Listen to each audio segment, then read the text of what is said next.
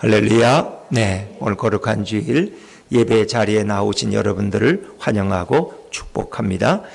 오늘도 주님의 평화가 여러분의 심령과 또 우리의 가정에 풍성이 넘치기를 간절히 바랍니다. 우리 좌우의 분들에게도 한번 이렇게 인사하시죠. 오늘 예수님으로 충만한 하루 되시기 바랍니다. 예수님으로 충만한 하루 되시기 바랍니다. 네, 감사합니다. 인생에는 많은 만남이 있는데 가장 중요한 만남은 역시 동반자가 되는 만남이 아니겠습니까? 부부가 되는 만남은 모든 만남에서 가장 중요합니다. 부모와 자식의 만남은 사실 만남이라기보다는 출산의 과정을 통해서 관계가 이루어지죠. 그래서 부모가 되고 자녀가 됩니다. 그런데 부부의 가정은 좀 다릅니다. 서로 다른 인생길에서 만나게 됩니다. 인생의 동반자는 주로 어디서 만날까요? 가까운 데서 만나나요? 멀리서 만나나요? 물론 멀리서 만나는 경우도 있지만 대개는 주위에서 가까운 곳에서 만나게 됩니다. 현대시대에 부부가 되는 경우는 어떻습니까? 과거부터 알고 지내던 사이에서 부부의 관계로 발전할 때가 많습니다. 평상시에 알고 지내던 관계였는데 결혼 적령기가 되면서 서로에 대한 이성적인 호감을 가지게 됩니다. 그리고 자연스럽게 그냥 아는 관계, 인사 정도 하는 관계에서 동반자의 관계로, 애정의 관계로 발전합니다. 저희는 단지 아는 동네 동생이고 동네 오빠였는데 시간이 흐르고 결혼 적령기가 되면서 애정의 감정을 가지게 됩니다.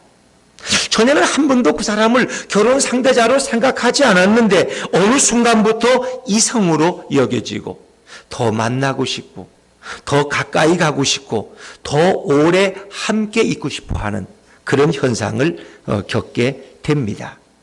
어떻게 보면 예전보다 여성의 얼굴이 더 예뻐 보이고 남성을 보면 더 남성스럽게 보이기 시작합니다.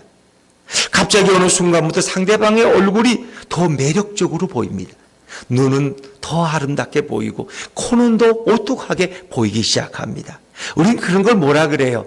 콩깍지가 씌이기 시작했다. 서로 눈만 마주치면 어쩔 줄 모르고 심장 박동이 빨라지는 것입니다.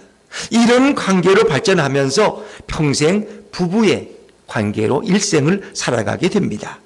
전에는 어떤 모임에서 이렇게 헤어져도 뭐 잘 알아서 가겠지 걱정 안 했는데 이제는 그럴 수 없습니다. 혼자 가는 걸 그냥 버려둘 수 없어요. 반드시 집 앞에까지 데려다서 집에 들어가는 걸 확인하고서야 나는 돌아섭니다. 왜? 이제는 내 사랑하는 사람이 되었기 때문이다 하는 것입니다. 콩깍지가 씌운 순간부터 우리에게 많은 변화가 열립니다. 이것이 바로 사랑의 눈이 열리는 감정입니다. 뭔가 배우자에 대한 애틋한 눈이 열리는 전형적인 현상이 바로 이런 겁니다. 여러분도 이런 경험을 거쳐오셨습니까? 전혀 자신과는 상관없다고 하는 분들도 있고, 그래도 또 나도 그런 건 과거에 경험했지만 이제는 전혀 모른다는 분들도 있고, 그렇습니다. 우리가 처음 만났을 때는 손만 스쳐도 전기가 와요, 안 와요? 전기가 오죠. 어쩌다 눈만 마주쳐도 어쩔 줄 모르고 내 마음을 다 들킨 것 같아. 근데 한 30년 살다 보니까 만져도 누가 와서 만지나 아무 느낌이 없어. 이게 참 이상한 거예요. 어떤 부부가 이제 외출을 오랜만에 하고 이제 아파트로 올라가는데 엘리베이터를 탔대요. 근데 남편이 그날따라 외식도 하고 기분이 너무 좋아서 아내가 사랑스러워 보여서 아내의 손을 살짝 이렇게 만졌대요. 그랬더니 아내가 저기 CCTV 보면서 여보 미쳤어 이러는. 미치긴 왜 미쳐요? 사랑하는 아내의 손을 잡는데. 그래서 이렇게 동탄 호수공원을 걸어가도 어떤 분들은 이렇게 노령의 부부들이 손을 잡고 걸어가는 분들이 있어요. 또 거기다가 임영웅의 어느 60대 부부의 노래를 들으면서 가는 분 얼마나 멋있는지 몰라. 근데 어떤 분들은 꼭 한 분은 앞에 가고 밑에 뒤에 따라가. 왜 그러는지 모르겠어. 그게 잘못된 거예요. 하나님이 우리를 부부로 이렇게 짝지어 주신 것은 하나님의 깊은 섭리와 뜻이 있는 거예요. 서로 사랑하며 서로 아끼며 서로 용서하며 서로 껴안고 살아가라고 주님이 우리를 짝지어 주신 거예요. 그래서 우리가 사랑에 눈뜨는 감정은 마치 우리가 예수님에 대해서 신앙의 눈이 열리는 것과 동일합니다. 전에는 내가 혼자였어요. 우리 아내가 있지만 좀 미안하지만 저는 우리 아내를 만나기 전에 제가 고등학교 때 한번 그런 경험이 있어요. 저는 교회에서 만나는 한 학년 아래 여학생이었어요. 평소에는 뭐 그냥 말강나에 갖고 그냥 뛰어다니고 그래서 그냥 관심도 없었어. 나는 그래도 모범생이고 공부를 열심히 하니까. 그런데 어느 날부터 그 여학생이 눈에 들어오기 시작했어요. 그러니까 걔만 보면 이상해지는 거예요. 만나고 싶고. 그래서 그 남동생을 통해서 쪽지를 보내고 이렇게.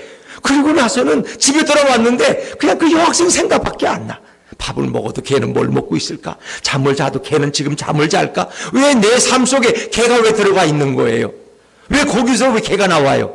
그게 뭐예요? 사랑의 감정에 눈을 뜨는 거예요.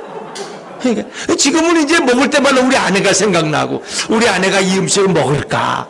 우리 아내는 뭐 하고 있을까? 지금은 그렇지만 그건 첫사랑이니까 다 잊어버렸고 예수님과의 만남도 마찬가지. 예수님이란 분이 내 삶 속에 들어오신 거예요.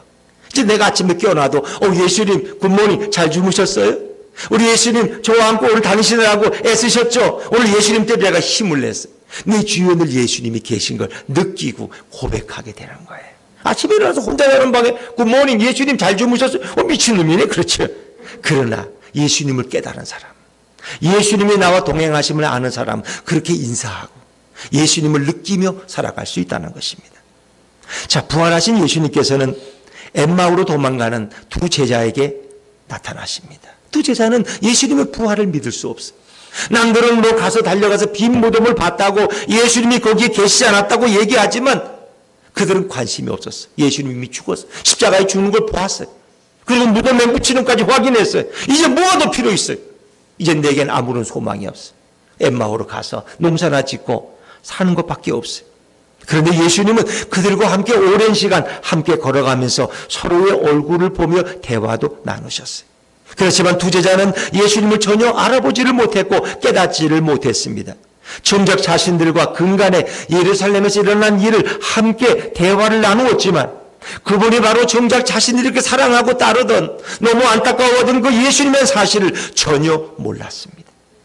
오랫동안 그분의 목소리에 익숙한 제자들이었지만 그분을 정말 몰라보았습니다.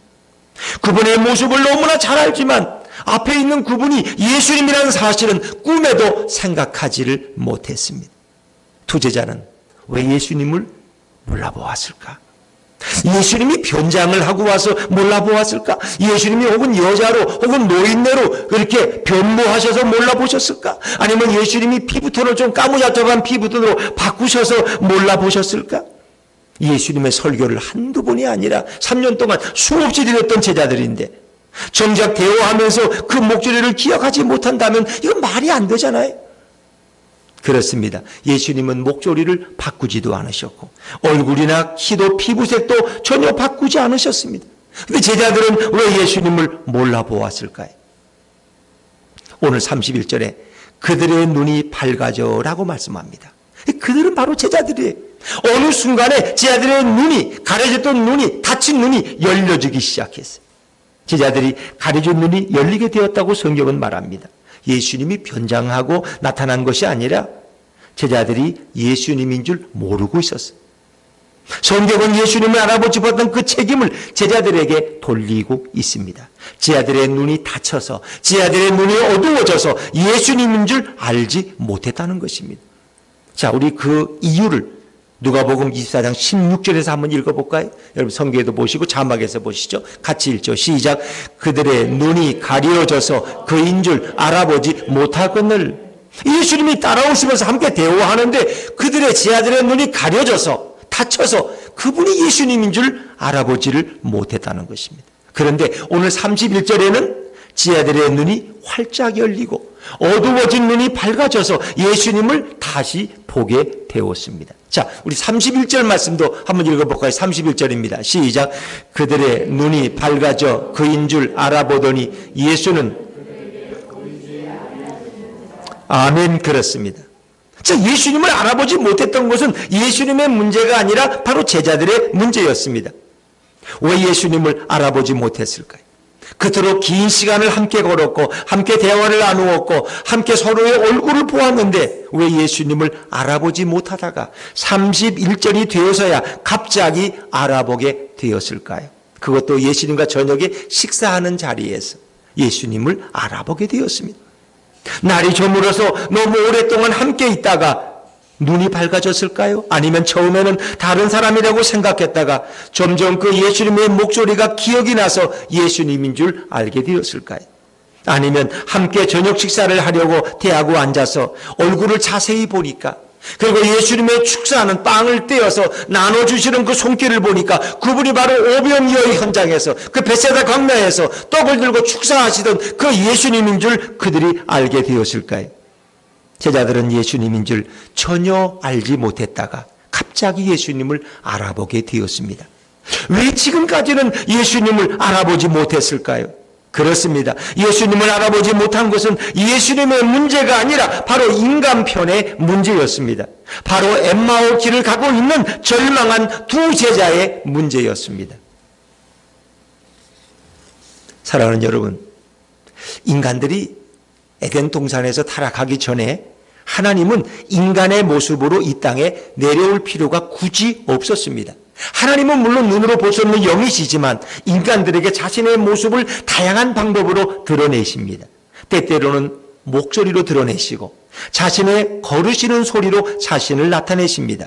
그래서 인간들은 타락 전에도 하나님의 나타나심을 분명하고 정확하게 알고 있었습니다. 에덴 동산에서 하나님이 걸어오시는 소리를 아담과 하와가 들을 수 있었다는 것입니다. 그런데 인간들이 타락한 후에 하나님과 인간의 관계는 매우 멀어지고 더 이상 가까이 할 수 없는 먼 당신의 관계가 되어버렸어요. 원래 인간들은 하나님의 영광스러운 그 광채, 그 뒷모습을 보는 것에 대해서 기뻐하고 만족해하는 존재로 지음받았습니다. 그러나 인간들은 어리석어서 하나님을 보는 것보다 하나님이 창조하신 이 세상의 아름다운 것을 보는 기쁨을 더 좋아하는 끔찍한 죄를 짓게 되었습니다. 여러분, 하나님보다 하나님이 지으신 피조물을 더 사랑하면 그게 죄라는 거 아세요? 오직 하나님만 바라보도록 창조된 인간들이지만 하나님보다 하나님이 지으신 세계를 더 탐닉하고 더 사랑하는 인간들이 되었습니다. 이것이 인간의 타락입니다. 아브라함은 하나님이 자신에게 준 이삭을 하나님보다 어느 순간 더 사랑하게 될 때 하나님은 아브라함을 시험하십니다. 너 아들 이삭을 내게 바쳐라. 이 청천벽력과 같은 말씀이에요. 하나님이 지으신 그 어떤 것도 하나님보다 더 사랑해서는 안 된다는 것입니다. 하나님을 사모하도록 창조되었지만 인간은 하나님보다 하나님이 지으신 창조물을 더 사랑하다가 에덴 동산에서 추방되었습니다. 이렇게 결혼을 앞둔 신혼제 부부가 될 분들도 있지만 또 그런 과정을 거쳐오는 젊은 분들도 있고, 내가 누구를 사랑해서 결혼하는데 왜 사랑하느냐, 왜 결혼하느냐 물으면 그 사람은 재산이 너무 많아, 난 재산 보고 결혼해. 그 사람은 얼굴이 너무 예뻐, 얼굴 보고, 아니야 직장인 캐리어가 너무 좋아, 앞으로 나를 먹여 살릴 것 같아, 그래서 나는 결혼할 거야. 이게 말이 됩니까? 아닙니다. 그 사람 자체를 사랑하는 거예요. 하나님 자신을 사랑하는 것이지 하나님이 지으신 창조물을 더 사랑한다면 하나님은 몹시 실망하십니다. 결국 하나님은 인간들에게 더 이상 하나님 자신의 영화롭고 찬란한 모습을 보여주지 않으시고 인간들은 에덴 동산에서 결국 추방되고 맙니다. 하나님은 죄가 없으시기 때문에 하나님을 믿지도 신뢰하지도 않는 인간들에게 나타나지 않으시고 가까이 하지 않으시고, 하나님은 의로우시고 인간은 죄인이기 때문에, 그래서 인간들은 더 이상 어떤 하나님의 대리 현상도 볼 수가 없게 되었어요. 하나님의 흔적도 찾을 수 없게 되었고 하나님의 목소리도 사라지고 그분이 걸으시는 상황도 알 수 없게 되었습니다. 그래서 타락한 인간들에게 모세 때에 하나님은 어떻게 낮에는 구름기둥으로 밤에는 불기둥으로 나타나십니다. 그것은 단지 어떤 구름의 현상이 아니라 하나님의 임재의 현상이었습니다. 아, 하나님이 우리를 지켜보고 계시는구나, 하나님이 저 구름기둥으로 우리와 함께 계시는구나, 그것을 알게 됐어요. 이렇게 인간에게 계시해 주지 않으면 인간들은 하나님의 존재를 볼 수도 없고 알 수 없는 타락한 존재가 되었습니다. 이제 인간들은 타락함으로 인해 더 이상 예수님을 볼 수 없는 자가 되어버리고 말았습니다. 여러분, 예수님은 하늘에 계셔도 되는 분입니다. 그런데 굳이 그분이 이 땅에 내려오신 이유가 있습니다. 그것은 인간들이 아무리 성경을 읽어도 하나님을 볼 수 없고 예수님을 볼 수 없었기 때문에 우리를 찾아오셔서 자신을 보여주기 위해서 예수님은 이 땅에 내려오십니다. 예수님은 엠마오 길의 두 제자에게 찾아오십니다. 두 제자는 예수님을 만났지만 예수님인 줄 알아보지를 못했습니다. 그와 동행하시는 예수님을 몰라봤고 성경을 풀어 설명할 때도 구약 성경을 예수님으로 보지를 못했습니다. 예수님은 그들에게 자신을 보여주고 싶어 하셨습니다. 그래서 그들의 닫힌 눈을 열어주고 싶은 마음으로 제자들을 찾아오셨습니다. 그들의 눈은 눈병 때문에 닫힌 것이 아닙니다. 바로 성경에 나타난 예수님에 관한 글들을 예수님으로 보지 못하는 깊은 병에 걸려 있었습니다. 단지 우리가 성경을 읽을 때 아브라함은 아브라함으로만 보았습니다. 단지 모세는 모세로만 보았습니다. 그래서 성경을 아브라함의 이야기, 모세의 이야기, 위인전쯤으로 성경을 읽었다는 것입니다. 나도 모세 같은 믿음의 사람이 돼야지. 그러면 하나님의 복을 받겠지. 나도 아브라함 같은 믿음의 사람이 되면 이렇게 훌륭한 후손을 갖게 되겠지. 우리 이렇게 성경을 보았다는 겁니다. 그들은 성경에서 아브라함 속에 계시는 예수님을 보지 못했습니다. 그들은 성경에서 모세 속에 계시는 예수님을 볼 수가 없었습니다. 왜 아브라함이 등장합니까? 아브라함을 통해서 예수님을 예표하고 있는 것입니다. 왜 모세를 보여줍니까? 모세를 통해서 이 땅에 오시는 구원자 예수님을 바라보게 하는 것입니다. 이들에게 예수님을 직접 보여주기 전에 구약에 나타난 예수님을 보여주시기 시작했습니다. 오늘 성경 누가복음 24장 32절에 우리에게 성경을 풀어주실 때에 라고 말씀합니다. 자, 32절을 다시 한번 읽어보십니다. 시작. 그들이 서로 말하되 길에서 우리에게 말씀하시고 우리에게 성경을 풀어주실 때에 우리 속에서 마음이 뜨겁지 아니하더냐 하고 아멘 그랬습니다. 즉 예수님은 성경을 제자들에게 자세히 풀어주셨습니다. 구약 성경을 풀었다는 것은 구약을 예수님 중심으로 새롭게 해석해 주었다는 것입니다.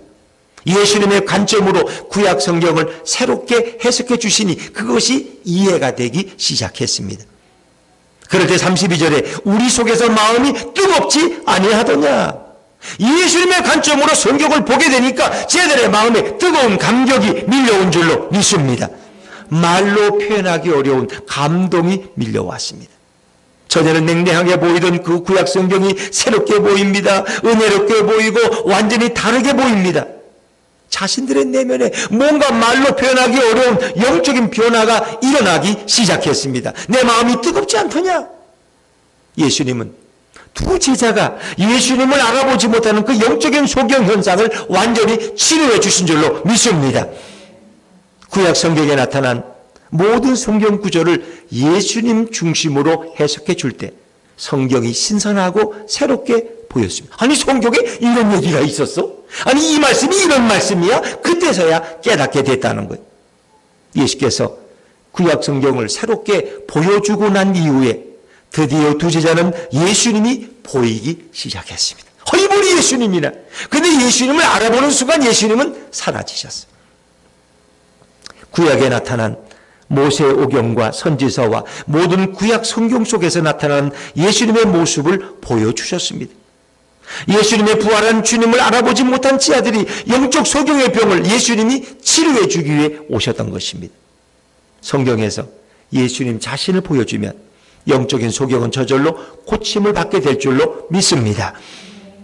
예수님께서는 우리가 아무리 성경을 읽고 성경을 애우고 평생 성경을 연구해도 성경을 십독하고 백독을 해도 성경이 말하고자 하는 예수님을 볼 수 없는 자들을 위해서 이 땅에 오셨습니다. 그런 눈먼 소경들이 이 땅에 얼마나 많이 있습니까? 그리고 그들의 눈을 성경을 볼 수 있는 눈으로 예수님이 치료해 주셨습니다. 이 사역은 예수님 외에 다른 누구도 대신할 수 없는 일입니다.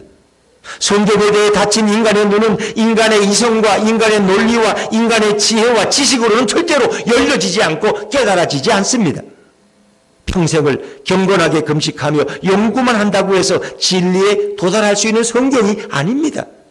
어떤 분들은 나는 성경을 10번 읽었다 그래요. 교회는 안 나가요. 나는 불경을 5번 읽었다. 불경도 어마어마하겠죠. 8만 대장경. 그걸 누가 다 읽겠어요? 근데 조금 읽고도 뭘 아는 것처럼 모르겠어요. 불교는 깨달을 수 있지만 성경은 내가 박사학위를 10개를 가져도 내가 예수님의 관점으로 보지 않으면 성경은 절대로 깨달아지지 않아요. 성경의 요셉의 얘기, 아브라함의 얘기, 모세의 얘기, 엘리야, 에세야, 에레미야 다 알아요. 그런데 예수님은 정작 모른다는 거예요. 인간에게 성경을 풀어주려면 성경은 반드시 풀어주는 전능자가 계셔야 합니다. 성경은 생명의 말씀이기 때문입니다. 어떤 인간도 성경에 나타난 예수님의 생명의 예수님을 보여주지 못합니다. 인간의 모든 해석과 관점은 완전하지 못하고 정확하지 못하기 때문입니다.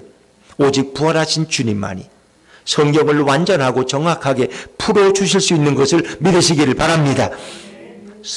예수님이 우리의 스승이 되셔야 돼. 성령님이 우리의 눈을 열어주셔야 돼. 율법사와 바리새인들은 평생을 금식했습니다. 성경을 평생 연구하면서 성경을 제대로 볼 수 있다고 그들은 거짓말을 하고 있습니다. 그러나 성경은 오직 예수님 자신만이 신적인 권능과 능력으로 완전한 해석과 관점을 인간들에게 보여주실 때 인간은 성경을 바로 깨달을 수 있습니다. 인간들이 아무리 성경을 읽어도 예수님을 전혀 발견하지 못하는 영적인 소경됨은 오직 예수님만이 치유하고 고칠 수 있습니다. 인간이 구약 성경에서 예수님을 볼 수 없는 것은 단지 무지하기 때문이 아니라 바로 영적으로 소경이기 때문입니다. 육신의 눈은 뜨여 있지만 영적으로 예수님을 보지 못하는 그런 눈이 얼마나 많이 있는지 몰라요. 이런 영적 소경의 눈은 오직 전능하신 예수님만이 고쳐줄 수 있는 신적인 영역, 하나님의 영역입니다. 이것은 절대로 인간의 영역이 아닙니다. 오직 성경을 완전히 이해하고 정확히 알고 계시는 전능하신 주님만이 성경을 어떻게 읽어야 하고 어떻게 해석해야 되는지 정확하게 인간들에게 가르쳐 주실 수 있습니다. 이것이 바로 예수님의 신적 능력입니다. 우리 예수님은 하나님이시고 우리의 메시아인 것을 믿으시기를 바랍니다. 타락한 인간의 눈은 더 이상 하나님의 영광을 보기 싫어했고 세상만을 보기 원했습니다. 세상 얘기를 들으면 재미있는데 교회 와서 뭔가 하나님 말씀을 들으면 재미가 없어. 딱딱해. 빨리 끝내야 돼. 이건 짧을수록 좋고. 요즘 목사님들은 설교가 짧을수록 그분은 매너 있는데 뭔가 현대인들의 감각을 아는데 이렇게 생각합니다. 밖에 나가서는 재미있는 얘기는 2시간씩 들어 지루하지 않은데 왜 교회에 오면 10분만 넘으면 저 설교가 언제 끝나나 그렇게. 이렇게 타락한 인간들은 더 이상 하나님의 영광스러움을 볼 수가 없고 하나님의 말씀의 매력을 잃어버렸어요. 성경을 아무리 읽어도 예수님을 찾을 수 없는 영적인 비참함을 경험하게 됩니다. 이럴 때 예수님은 인간들의 닫힌 눈을 열어주고자 이 땅에 오신 줄로 믿습니다. 그러나 인간들은 성경을 날마다 자세히 읽었지만 예수님을 그 성경에서 전혀 발견하지 못하고 깨닫지 못하기 때문에 예수님은 성경을 풀어주실 때마다 사람들은 그 예수님 말씀이 거짓말이고 믿을 수 없는 말이라고 예수님을 핍박하고 조롱하고 예수님을 욕했습니다. 예수님이 이 땅에 오셔서 인간들의 닫힌 눈을 열어주실 때에 인간들은 감사하고 감격하기는커녕 오히려 예수님을 욕하고 비방했습니다. 예수님이 천국의 비밀을 풀어주시고 성경을 말하는 그 입술을 로마 군병들은 주먹으로 치면서 참남한 말을 한다고 예수님을 학대하고 고문했습니다. 예수님은 인간들에게 성경을 보는 눈을 열어주셔서 자신을 진정으로 보여주기 원하셨지만 바리새인과 율법사와 심지어 대제사장까지 성경을 미혹하게 한다. 공개적으로 예수님을 많은 백성 앞에서 책망할 뿐 아니라 심한 욕설까지 서슴지 않았습니다. 예수님이 죽으신 이유는 여러 가지가 있을 수 있지만 그 중에 하나는 성경을 풀어서 성경이 자신에 관한 말씀이라고 그렇게 말했다고 유대 종교 지자들에게 심한 모욕과 고문을 당하시 끝내 죽음에 던져지게 되었습니다. 성경은 누구에 관한 말씀입니까? 요한복음 5장 39절에 예수님 뭐라고 그랬어요? 너희가 성경을 연구하거니와 이 성경이 곧 내게 대하여 증언하는 것이다. 이 모든 말씀하시는 구약 성경이 예수님에 대해서 증언하고 말하고 있다는 것입니다. 예수님이 인간들의 눈을 열어주기 위해서 그분이 받으신 고초와 아픔은 인간이 상상할 수 없을 정도입니다. 악한 일을 하다가 죄를 짓다가 받은 고통이 아니라 인간들의 닫힌 눈을 열어주시고자 벌거벗기시고 죽도록 맞아 죽어야 하는 개와 돼지보다 못한 더 삶을 사셨던 분이 우리 예수님이십니다. 그 목적은 우리의 영적인 눈을 열어주기 위해서. 우리가 예수님을 보는 눈이 열리면 신앙생활이 그렇게 신나고 그렇게 재미있고 그렇게 감격스러울 수 없어요. 사랑하는 아내를 보는 마음의 눈이 열리면 우리 아내가 얼마나 소중하고 얼마나 귀엽고 아름다운지 몰라요. 이 아내 없이 내가 어떻게 살까? 난 앞으로도 못 살아. 그렇다고 또 아내가 먼저 간다고 또 자살하거나 그러진 마세요, 여러분. 아내를 새롭게 깨달았어요. 가족의 사랑을 새롭게 깨달은 사람은 가정을 떠나지 못합니다. 근데 그걸 소홀히 못하는 사람, 그걸 깨닫지 못한 사람들은 또 남편 없으면 또 남편 뭐 찾으면 되고, 아내 없으면 또 아내 찾. 왜? 내 아내의 소중함을 모르기 때문에, 가정의 소중함을 모르기 때문에. 마찬가지 신앙생활도 예수님을 향해서 영적인 눈이 띄어질 때 진정한 신앙생활의 감격을 경험하게 되는 것입니다. 예수님이 성경이 자신에 관한 글이라고 말할 때마다 뺨을 맞으셨고 참남한 말을 한다고 주먹으로 맞으셨습니다. 모두 예수님을 욕하고 죽였지만 오히려 자신의 죽음으로써 성경에 대해서 닫힌 인간의 눈을 완전히 열어주신 분이 우리 예수님이십니다. 예수님이 이 땅에 처음 오신 것을 초림이라 그래요. 다시 오시는 걸 재림. 이 재림의 주님을 기다리는 거죠. 초림의 예수님의 사역은 인간들의 닫힌 눈을 치료하시고 그 눈을 열어주시기 위한 사역이었습니다. 예수님이 이 땅에 오셔서 앞을 못 보는 소경들도 사실 많이 치료해 주셨어요. 바디메오 같은 디메오의 아들 바디메오의 눈도 치료해 주셨어요. 이것은 예수님 사역에서 아주 지극히 작은 부분에 지나지 않습니다. 예수님 당시에 육체적인 소경은 전체 유대인의 비율로 보면 단지 1%도 되지 못합니다.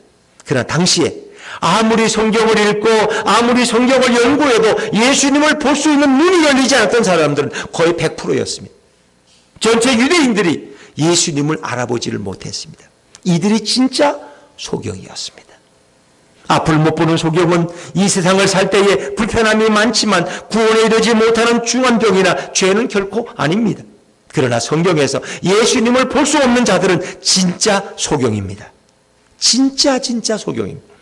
이들은 구원에 이르지 못합니다.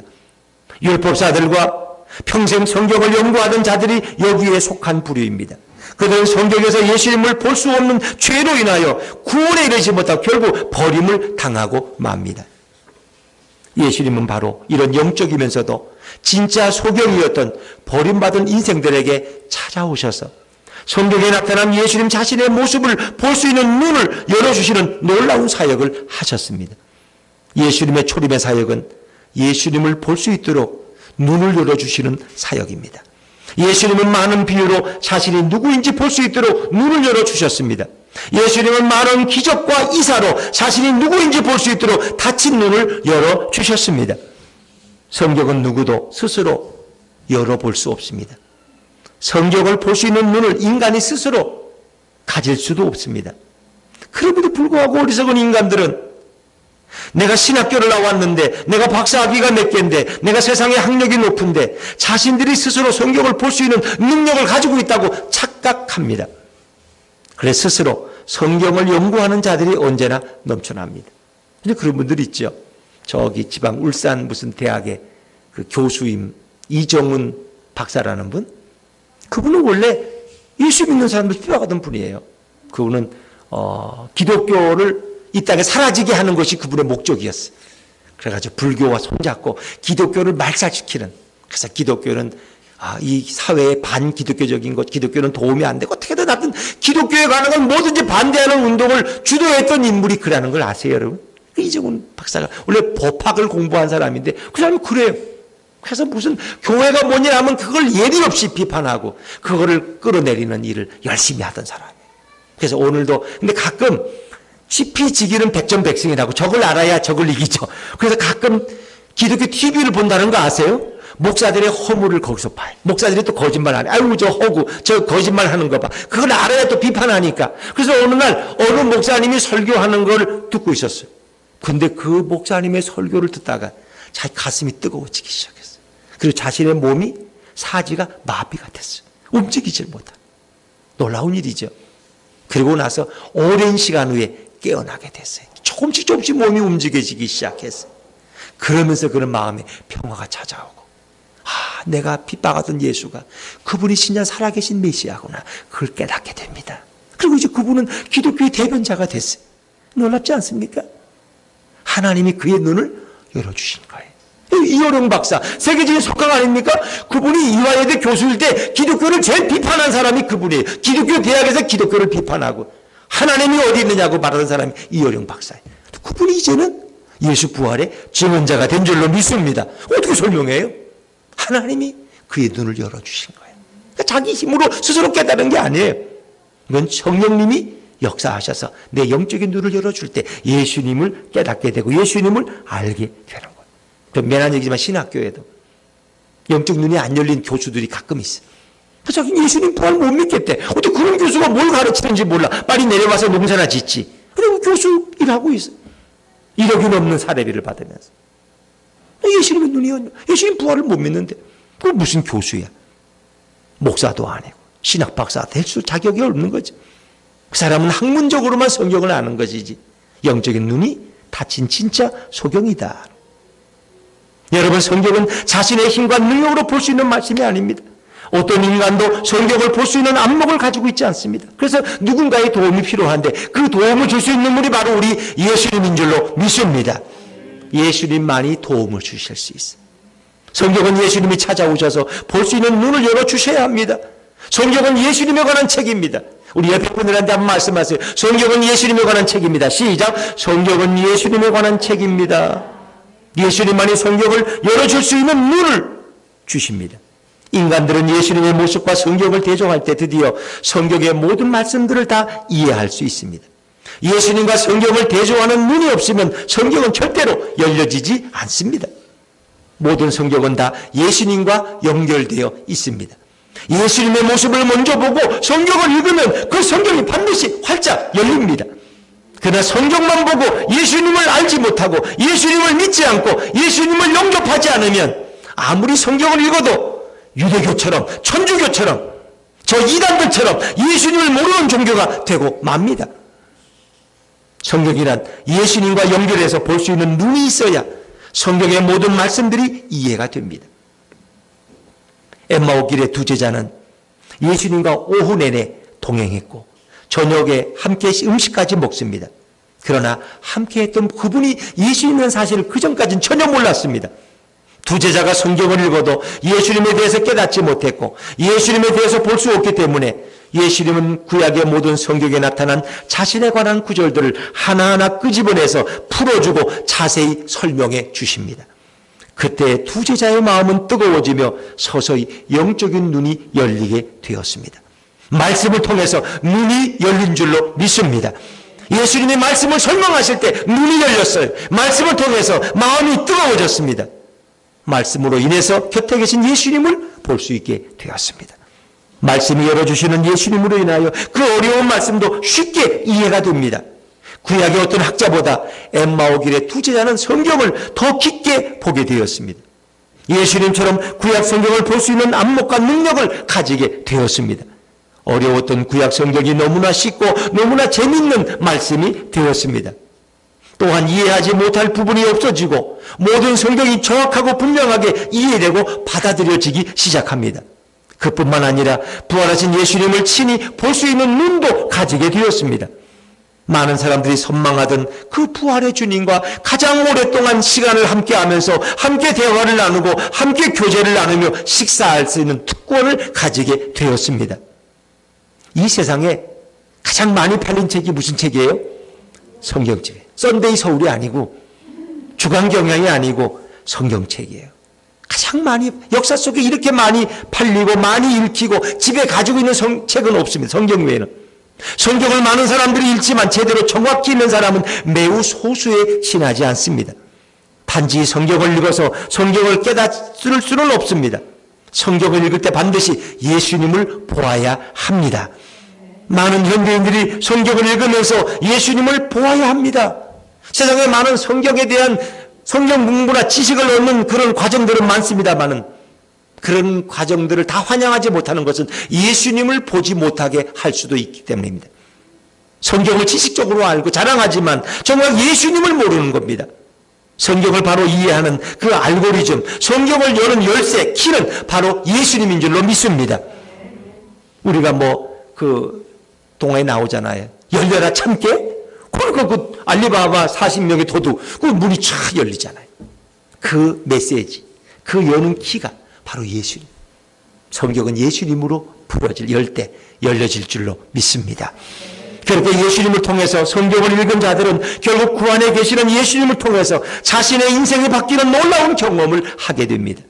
반면 어떤 이들은 아무리 성경을 읽어도 예수님을 볼 수 없다면 성경을 단지 일반 소설이나 무슨 교양 서적과 다를 바가 없습니다.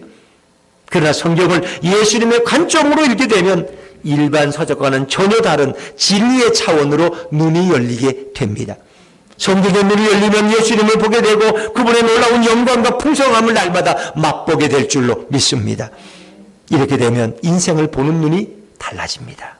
인생의 기쁨과 환희로 새롭게 인생이 변합니다. 성경은 이제 닫힌 책이 아닙니다. 성경은 이제 완전히 열린 책입니다. 성경을 볼 수 있도록 예수님은 2000년 전에 이 땅에 오셔서 놀라운 역사를 우리에게 선물해 주셨습니다. 이제 이 성경을 예수님의 관점으로 볼 수도 있고 예수님을 뺀 생략한 관점으로 볼 수도 있습니다. 만약 예수님의 관점으로 읽으면 이 성경은 누구든지 진리를 보여주고 천국으로 인도하는 귀한 책이 됩니다. 그러나 만약 우리가 예수님을 뺀 관점으로 읽으면 아무리 선하게 살고 아무리 착하게 살고 깨끗하게 살아도 결국 성경을 읽으면서 성경 암송하면서 지옥으로 가는 인생을 살게 됩니다. 왜? 예수를 모르기 때문에. 나의 구원자 예수님을 깨닫지 못하기 때문에. 이제 예수님은 성도들에게 찾아오셔서 성도들의 닫힌 눈을 열어주시는 줄로 믿습니다. 예수님은 이 세상 사람 모든 소경의 눈을 활짝 열어주십니다. 아무리 성도라고 해도 예수님을 볼 수 없다면 영적인 소경인 것이 분명합니다. 그러나 예수님은 성도들에게 사랑으로 찾아오셔서 우리의 닫힌 눈을 열어주시기 때문에 우리는 성도가 되는 것입니다.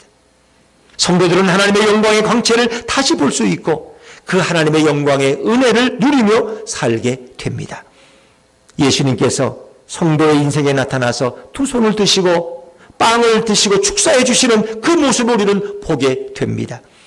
예수님은 성도들의 부족하고 죄 많은 닫힌 인생에 찾아오셔서 그들을 바꾸어 주시기 원하십니다. 예수님이 우리 인생을 바꿔주시면, 열어주시면 우리는 이제 홀로 인생을 사는 것이 아닙니다. 주님과 동행하며 주님과 함께 음식을 먹으며 멋진 인생을 살게 될 줄로 믿습니다. 그리고 주님께서 성도들에게 매사에 복 주심으로 인해서 엠마오로 가는 인생께서 이제는 예루살렘으로 올라가는 희망과 비전의 인생이 되는 것입니다. 이제 성도는 도망가는 인생이 아니라 주님께 달려가는 인생이 됩니다. 주님을 보지 못하기 때문에 엠마오로 도망가던 인생을 살던 자들은 이제는 주님을 만났기 때문에, 주님을 보았기 때문에, 자신을 축복하시는 그 축사의 손을 보았기 때문에 이제 예루살렘으로 올라가서 부활하신 그 영광의 예수님을 보게 된 줄로 믿습니다. 예수님은 이렇게 해주시려고 소경된 자들을 찾아오셨습니다. 우리 모두는 성경을 아무리 읽어도 유대교처럼 영원히 깨달을 수 없습니다. 그러나 예수님이 찾아오셔서 구약에 나타난 모든 성경 구절에서 예수님을 보여주시고 예수님으로 해석하는 눈을 열어주셨습니다. 우리는 원래 예수님을 볼 수 없었던 소경이었지만 엠마오의 두 제자처럼 우리에게 예수님이 찾아오셔서 구약의 예수님을 보여주시고 우리의 눈을 치료해 주신 줄로 믿습니다. 이제 우리는 떡을 들고 축사하시는 그 예수님의 그 모습을 보며 33절에서 35절처럼 다른 모든 사람들에게 부활의 예수님을 전하는 사람이 되게 하십니다. 33절부터 35절까지 말씀 우리 자막에서 한번 같이 읽어볼까요? 33절부터 같이 읽습니다. 시작. 곧 그때로 일어나 11 제자 및 그들과 함께한 자들이 모여 있어 말하기를 주께서 과연 살아나시고 시몬에게 보이셨다 하는지라. 두 사람도 길에서 된 일과 예수께서 떡을 떼심으로 자기들에게 알려지신 것을 말하더라. 아멘. 그렇습니다. 예수님께서는 우리로 하여금 담대하게 예루살렘에 올라가서 예수님의 살아나심을 담대하게 전파하며 온 세상이 예수 그리스도로 가득하도록 전도의 삶을 살도록 역사해 주십니다. 우리를 찾아오셔서 우리의 닫힌 눈을 열어주시고 진정으로 예수님을 보게 하시는 그 놀라운 주님의 사랑에 감사하시기를 바랍니다. 이제 새벽이든 저녁이든 예수님께 나와서 나의 닫힌 눈을 열어주십시오. 그리고 내가 모든 성경에서 예수님을 보게 해달라고 우리가 기도하며 간구하며 부르짖어야 할 것입니다. 예수님을 새벽에 못 만나면, 예수님을 저녁에 못 만나면 엠마오로 도망가는 인생이 되고, 예수님을 새벽에 보게 되면 예루살렘으로 담대하게 올라가서 예수님의 부활을 증거하는 자로 복받는 인생을 살게 될 줄로 믿습니다. 예수님을 본 자는 예수님이 그의 인생을 끝까지 축사해 주시고 복을 주시기 때문에 무엇을 하든지 만사 형통하는 은혜를 얻게 되는 것입니다. 이 은혜가 주님이 부어주는 축복과 형통함이 우리 모두에게 넘치기를 주의 이름으로 축원합니다.